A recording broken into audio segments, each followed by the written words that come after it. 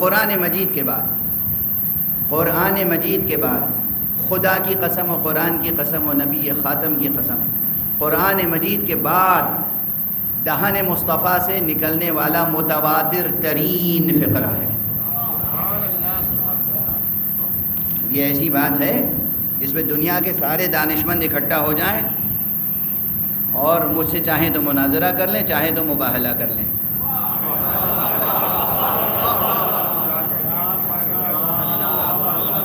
جب جہاں جس کا جی چاہے مجھ سے مناظرہ کر لے اور جب جہاں جس کا جی چاہے مباہلہ کر لے۔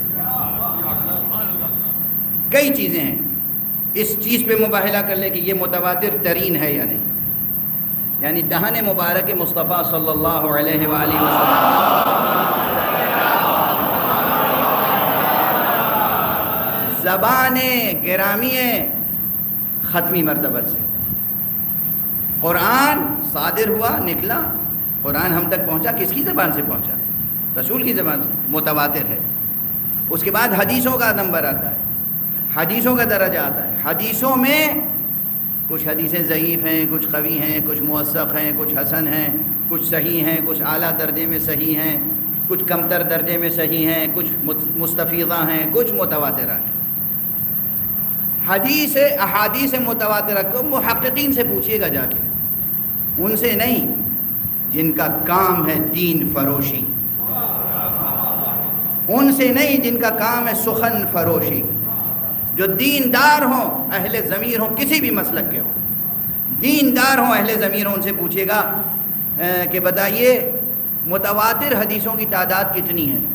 بہت اختلاف ہے، بہت اختلاف ہے۔ کوئی کہتا ہے 100 حدیثیں بھی، 100 جملے بھی متواتر نہیں ہیں،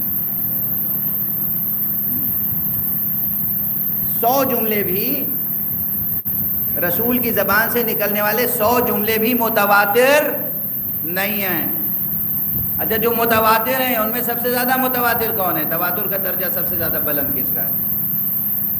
اگر تحقیقی نظر رکھتا ہوگا اور ایماندار ہوگا تو وہ اعتراف کرے گا کہ اس جملے سے زیادہ متواتر کوئی جملہ ہم تک نہیں پہنچا، کہ حضور نے فرمایا من کنت مولا فہذا علی مولا،